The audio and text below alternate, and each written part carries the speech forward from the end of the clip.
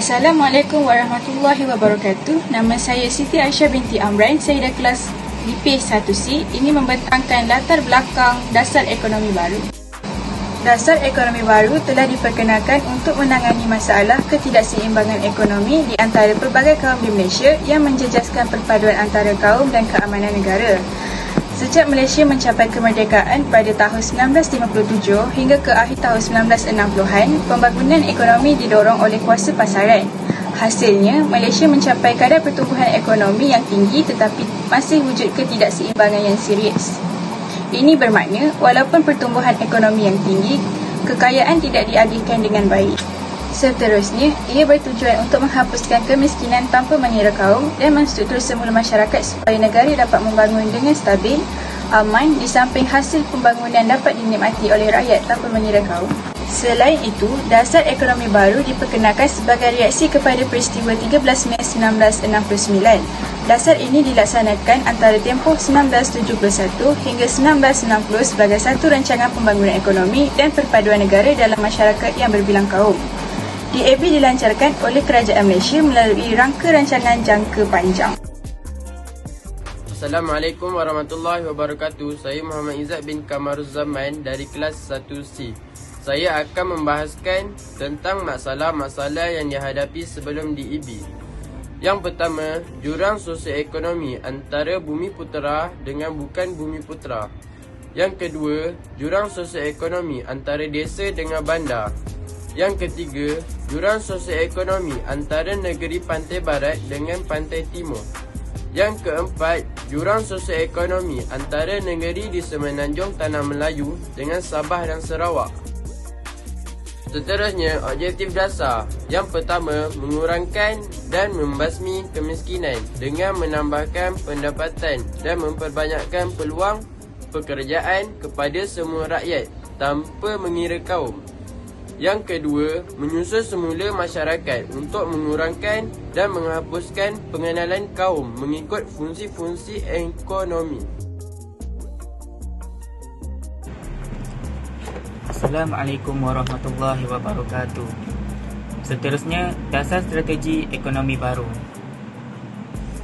Dasar strategi ekonomi baru dapat memodernkan keadaan kehidupan rakyat yang berpendapatan rendah sama ada di bandar atau di luar bandar, dengan meningkatkan lagi penyediaan kemudahan asas dan juga yang bersabit dengan pendidikan seperti bantuan buku dan beasiswa pelajar. Yang kedua, meluaskan lagi peluang-peluang pekerjaan bagi semua rakyat Malaysia tanpa mengira kaum juga dilaksanakan dalam strategi membasmi kemiskinan. Yang ketiga, menggalakkan penyertaan semua kaum dalam sektor yang berpotensi tinggi dan daya pengeluaran yang tinggi seperti perniagaan, perindustrian dan perkhidmatan. Yang keempat, meningkatkan pendapatan penduduk. Yang kelima, berusaha menambahkan daya pengeluaran dan pendapatan melalui teknik moden dan kemudahan-kemudahan yang lebih baik. Yang keenam, menambahkan pemilikan rakyat dalam sektor swasta. Yang ketujuh, membina satu masyarakat perdagangan dalam kalangan bumi putera. Yang kelapan, membangunkan kawasan-kawasan yang selama ini mundur tetapi berpotensi tinggi dengan membangunkan wilayah. Akhir sekali, dapat meluaskan peluang-peluang pelajaran dalam dan luar negeri. Seterusnya, saya serahkan kepada rakan saya untuk meneruskan tajuk ini. Assalamualaikum warahmatullahi wabarakatuh. Saya Muhammad Karim Musyakim dari kelas 1C yang akan menerangkan strategi penyusunan semula masyarakat. Amalan pecah dan perintah yang dilaksanakan oleh British menyebabkan berlakunya tumpuan kaum mengikut fungsi ekonomi tertentu. Situasi ini meningkatkan perpaduan antara kaum. Masyarakat negara ini perlu disusun semula supaya ketidakseimbangan tersebut dapat diatasi. Kerajaan telah melaksanakan beberapa program yang melibatkan berbagai sektor ekonomi seperti perindustrian, pembinaan, pengangkutan, pelajaran dan perumahan atas tujuan menyusun semula masyarakat di Malaysia pada waktu ini. Penyusunan semula masyarakat dilakukan dengan beberapa strategi seperti peningkatan pendapatan dan penyusunan kadar kemiskinan mengikut kaum. Selain itu, penyusunan semula corak bina tenaga, penyusunan semula hak milik dalam sektor syarikat dan pencapaian-pencapaian lain. DEB berjaya mengubah hampir keseluruhan sosial masyarakat majmuk di Malaysia dengan menjalankan strateginya untuk menghadapi realiti perbezaan etnik dan dalam usaha mewujudkan keseimbangan dalam pelbagai aspek kehidupan. Tidak dinafikan bahawa hasil pelaksanaannya adalah positif dan dasar ini berjaya mencapai perpaduan nasional melalui falsafahnya, iaitu pembangunan dengan pengagihan saksama. Dasar ekonomi baharu DEP turut membawa kesan dari segi positif dan negatif kepada Malaysia dalam tempoh 20 tahun DEP dilaksanakan. DEP memberi penekanan yang lebih kepada strategi pembasmian kemiskinan relatif. Pembasmian kemiskinan merupakan salah satu kesan positif yang telah dicapai oleh kerajaan dengan melalui DEP, kerana kemiskinan bukan sahaja berlaku di luar bandar, malah berlaku di bandar juga. Berdasarkan laporan yang telah dibuat oleh kerajaan, kadar kemiskinan negara dijangka akan dapat dikurangkan ke paras 7.2% dalam tahun 2000 berbanding 19.1% dalam tahun 1990. Kadar pengangguran pula dijangka berkurangan ke tahap 4% dalam tahun 2000. Hal ini demikian kerana kerajaan telah memperlihatkan penglibatan terus perkhidmatan awam melalui pembukaan tanah-tanah dan pemberian subsidi besar-besaran kepada petani-petani kecil untuk mewujudkan pekerjaan dan membantu meningkatkan pendapatan mereka, terutamanya Felda.